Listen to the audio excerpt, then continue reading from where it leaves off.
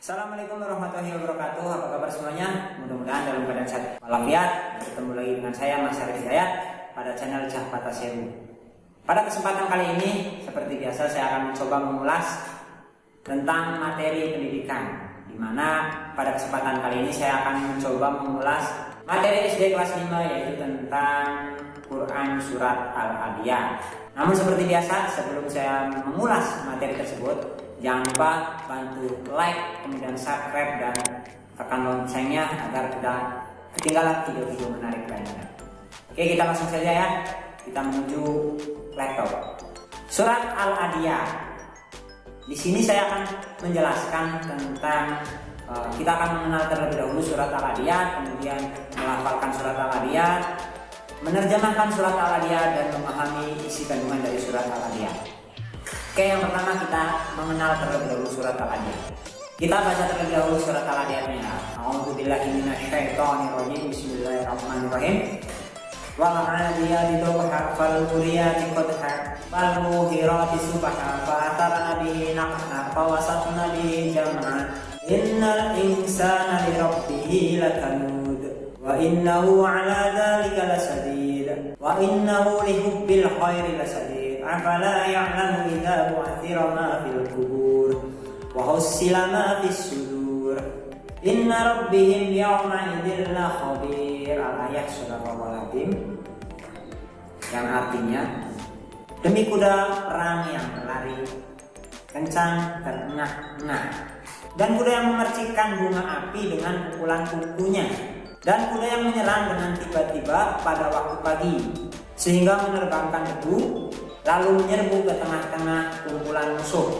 Sungguh manusia itu sangat ingkar, tidak bersyukur kepada Tuhannya, dan sungguh dia manusia menyaksikan atau mengakui keingkarannya tersebut, dan sesungguhnya cintanya kepada harta benar-benar berlebihan.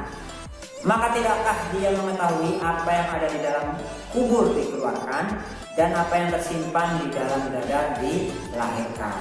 Sungguh Tuhan mereka pada hari itu maha teliti terhadap keadaan mereka. Itulah arti dari surat Al-Adiyat dari ayat pertama sampai ayat terakhir. Kemudian penjelasan dari surat Al-Adiyat itu, yang pertama, Al-Adiyat artinya kuda perang yang berlari kencang. Kemudian Al-Adiyat itu jumlahnya ada 11 ayat dan termasuk surat yang ke-100. Surat Al-Adiyat ini diturunkan di kota Mekah dan termasuk golongan surat Makkiyah.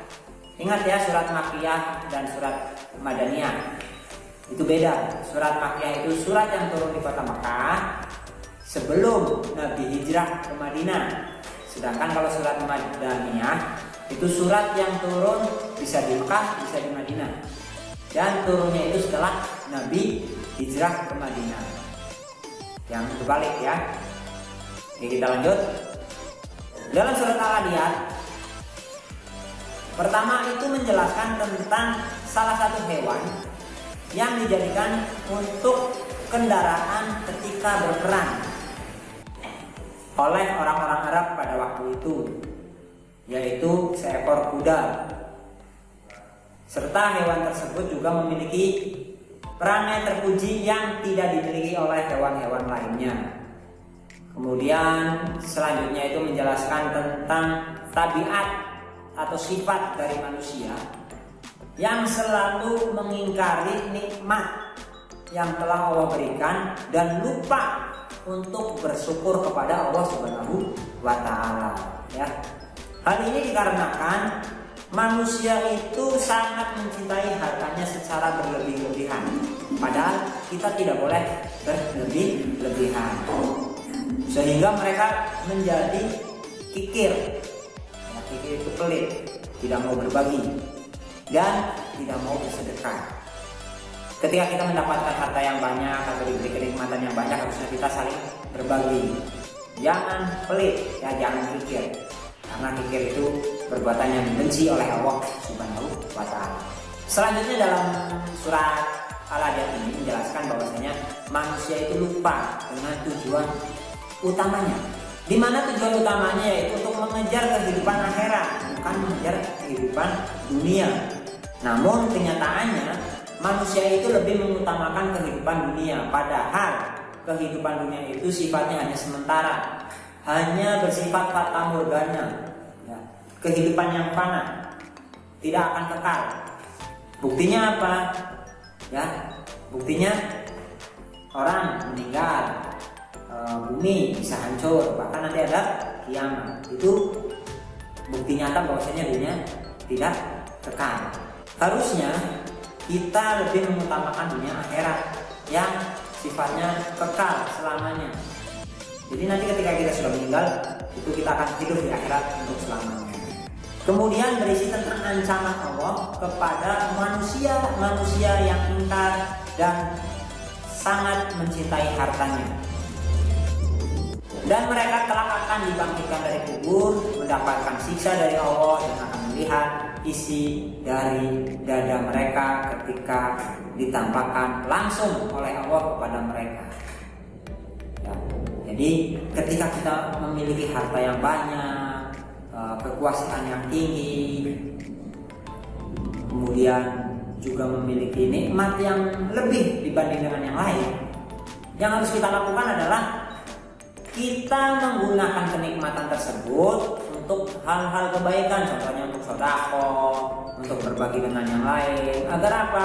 Agar harta yang kita miliki itu bisa bermanfaat di dunia dan akhirat.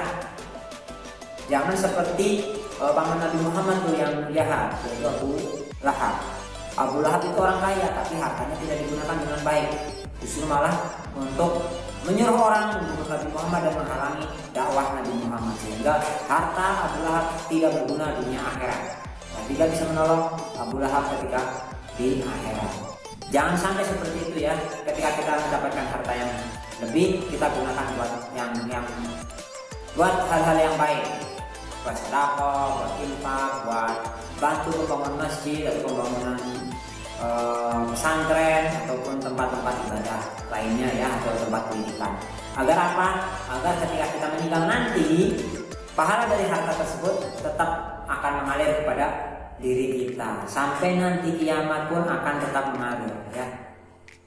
Dari penjelasan tadi sangat jelas ya pelajaran yang bisa kita ambil dalam kehidupan sehari-hari. Pelajaran yang bisa kita ambil yang pertama yaitu kita harus selalu siap untuk berjihad di jalan Allah.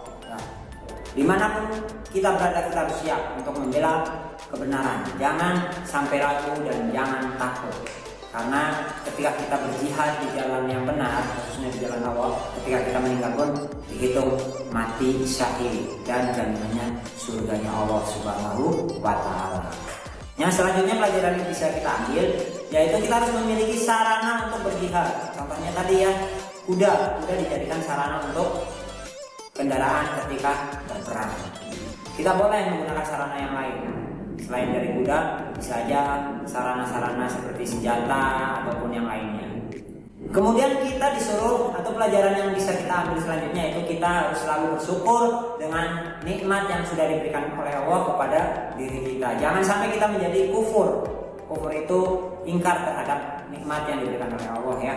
Jangan sampai seperti itu. Kita harus selalu mensyukurinya walaupun nikmat yang diberikan oleh Allah hanya sedikit. Tetap kita harus bersyukur. Agar apa? Agar yang kita terima itu bisa bermanfaat pada diri kita ataupun buat orang lain dan bisa menjadikan hidup kita menjadi lebih baik lagi. Di sini juga kita disuruh untuk selalu peduli dengan sesama, mudah memberikan bantuan kepada orang lain dan khususnya kepada orang yang membutuhkan ya. Jadi di sini kita harus selalu ingat dengan orang lain, terutama orang-orang yang membutuhkan. Ya walaupun kita hidupnya sudah mapan, sudah enak ya, tapi belum tentu di luar sana merasakan seperti apa yang kita rasakan. Kita harus ingat ya, makanya kita harus berbagi. Biar hidup kita damai dan rezeki yang kita dapat bisa bertambah lebih banyak lagi. Karena apa? Harta yang kita miliki itu merupakan titipan dari Allah Subhanahu wa Ta'ala yang harus kita jaga dan harus kita gunakan dengan baik. Tidak boleh kita gunakan buat hal-hal kemaksiatan. Jika kita gunakan buat hal-hal kemaksiatan, nantinya pasti akan diambil kembali oleh Allah Subhanahu wa Ta'ala. Karena Yang tadi saya bilang, harta itu adalah titipan dari Allah. Kemudian pelajaran yang kita bisa petik lagi yaitu kita harus rajin beramal, berbagi, bersedekah kepada orang-orang lain, terutama orang yang membutuhkan, sebagai bekal kita di akhirat nanti. Dengan kita berbanyak sedekah, memberi, membantu pembangunan masjid ataupun yang lainnya, itu bekal di akhirat. Walaupun kita sedekah hanya kecil ya, nggak sampai jutaan, nggak sampai ratus ribuan ataupun berapa, seikhlasnya saja. Kalau kita ikhlas, maka itu akan menjadikan bekal kita di akhirat nanti. Bisa menyelamatkan kita ketika di akhirat, ketika kita akan mendapatkan siksaan, bisa terselamatkan oleh pahala yang kita bagikan, yaitu harta yang kita bagikan dengan ikhlas, itu pahalanya akan besar. Kita juga harus selalu ingat tentang kehidupan di akhirat, agar kita bisa introspeksi diri. Apakah kita sudah benar atau masih banyak kekurangan ya. Kemudian selanjutnya, jangan terlalu mencintai harta kekayaan kita, karena yang tadi saya bilang, semua yang kita miliki itu adalah titipan dari Allah Subhanahu wa Ta'ala yang harus kita jaga, harus kita gunakan dengan sebaik mungkin ya. Kemudian kita harus saling berbagi dengan yang membutuhkan, agar apa yang kita lakukan nanti bisa menjadi bekal buat di akhirat. Oke, mungkin itu saja penjelasan singkat dari saya. Mudah-mudahan apa yang saya jabarkan tadi bisa bermanfaat dan bisa kita terapkan dalam kehidupan sehari-hari, bisa merubah diri kita yang tadinya kita sangat mencintai harta kita ya. Mari kita rubah sifat tersebut agar tidak menjadi sifat yang berlebihan, karena Allah tidak menyukai orang-orang yang berlebihan. Bahkan pernah dijelaskan bahwasanya orang yang berlebihan itu temannya syaitan ya. Makanya mari kita rubah kebiasaan-kebiasaan buruk kita menjadi kebiasaan yang lebih baik lagi. Mungkin itu saja yang bisa saya sampaikan. Kurang lebihnya mohon maaf. Sampai ketemu lagi di lain waktu. Jangan lupa bantu channel ini agar lebih baik lagi ke depannya ya, dengan cara klik like dan subscribe-nya. Sampai jumpa di pertemuan berikutnya. Assalamualaikum warahmatullahi wabarakatuh. Bye bye.